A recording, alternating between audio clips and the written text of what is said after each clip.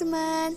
Kami dari kelompok 9 yang beranggotakan saya sendiri, Risti Putri Denisa dengan nomor induk mahasiswa 122 40 10 129, Sania Hamzah dengan nomor induk mahasiswa 122 40 10 139, dan Teddy Kurniawan dengan nomor induk mahasiswa 122 40 10 156.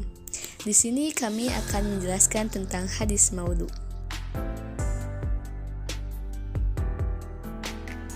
Saya, Sania Hamzah, akan menjelaskan tentang pengertian hadis.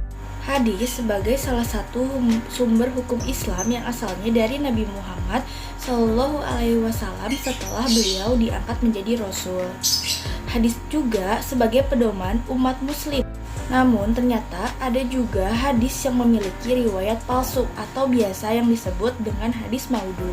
Faktor kemunculan hadis palsu ini adalah seseorang yang ingin merusak hadis atau merusak keriwayatan hadis, sikap kepentingan diri dan kemasyhuran orang ramai, kejahilan tentang ajaran Islam yang benar. Pesan hadis maudhu merusak akidah umat Islam, merusak amalan syariah umat Islam, merusak akhlak umat Islam, merusak pendirian umat Islam, dan mengabaikan hadis sahih. Untuk itu, pengkaji mencadangkan supaya umat Islam lebih berhati-hati dalam memahami suatu hadis serta mengamalkannya karena ditakutkan ianya merupakan hadis maudhu atau hadis palsu.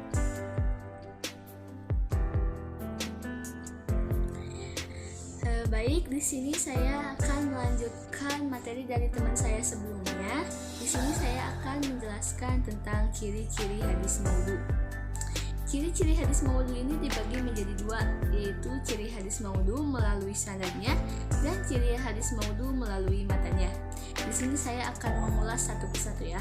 Yang pertama yaitu ciri hadis maudhu melalui sanadnya, yaitu ada 3. Yang pertama, perawinya menyatakan sendiri bahwa ia telah membuat hadis maudhu atau hadis palsu. Yang kedua yaitu perawinya dikenal sebagai pendusta. Dan yang ketiga, terdapat indikasi perbedaan pengakuan orang yang memasukkan hadis. Misalnya, ia mengaku bahwa mendengar hadis dari seorang guru yang bahkan dia belum pernah ketemu dan ternyata guru tersebut telah wafat ketika dia belum lahir. Nah, yang kedua yaitu ciri hadis maudhu melalui matanya. Yang pertama yaitu bertentangan dengan ayat Al-Quran. Contohnya ada hadis yang menyebutkan bahwa umur dunia hanya 7.000 tahun. Apabila hal ini benar terjadi, maka seluruh umat manusia akan mengetahui kapan kiamat. Hal ini juga sangat bertentangan dengan ayat Al-Quran, di mana ayat Al-Quran ini menjelaskan bahwa tidak ada satupun orang yang akan mengetahui hari kiamat itu kapan kecuali Allah Subhanahu wa Ta'ala itu sendiri. Yang kedua yaitu memiliki redaksi yang rancu atau rusak. Yang ketiga yaitu ahli hadis tidak terdapat pada hafalan para rawi dan kitab-kitab hadis tidak diketahui sumbernya. Yang keempat yaitu menyalahi ketentuan yang ditetapkan. Contohnya bertentangan dengan akal, tidak dapat ditakwil, ditolak perasaannya, dan fakta sejarah. Sekian dari saya lanjutkan kepada pemateri selanjutnya.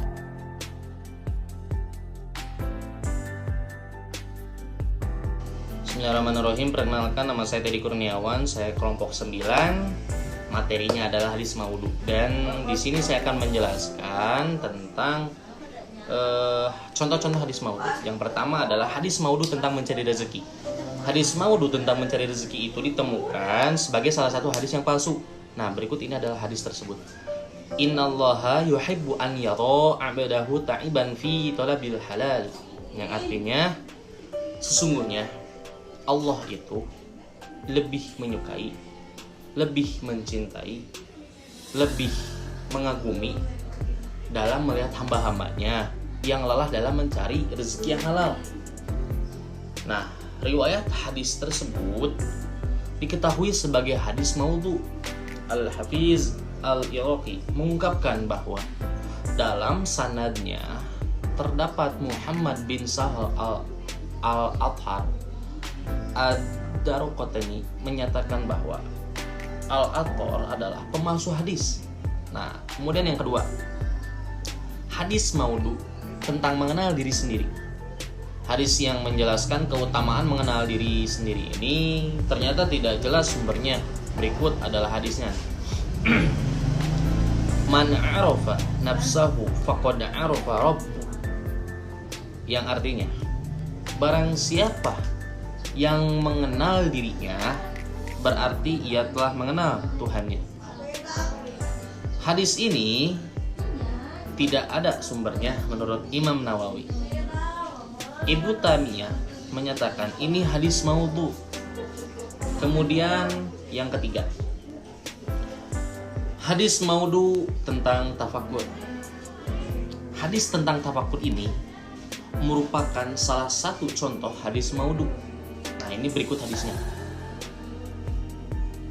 Fikrah sa'ah khairan min ibadati sittina sanah. Artinya, berpikir sesaat lebih baik daripada beribadah selama 60 tahun. Nah, hadis ini hadis tergolong termasuk yang maudhu. Nah, diriwayatkan oleh Ibnu Jauzi dalam kitab Al-Maudud dengan sanad dari Utsman bin Abdullah Al-Quraisy, dari Ishaq bin Najih Al-Muti, dari Alta Al-Quraisani, dari Abu Hurairah.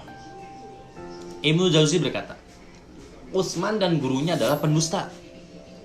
Oke, yang keempat, hadis maudhu tentang jihad. Ternyata ada hadis palsu terkait pemahaman jihad. Contohnya ini, contoh dalam hadisnya. Raja'na min jihadil asghar ila jihadil akbar. Artinya, kita telah pulang dari jihad asghar yang paling kecil menuju kepada jihad yang akbar, jihad yang paling besar. Oke ya. Al-Hafiz Ibnu Hajar rahimahullah berkata, ini adalah ucapan Ibrahim bin Ablah, seorang tabi'in, dan bukan hadis. Tidak seorang pun yang memiliki pengetahuan ma'rifah memandangnya sebagai sabda Nabi Shallallahu Alaihi Wasallam dan perbuatannya. Oke, dan cukup sekian dari saya. Cukup sekian materi yang dapat kami sampaikan tentang hadis maudhu.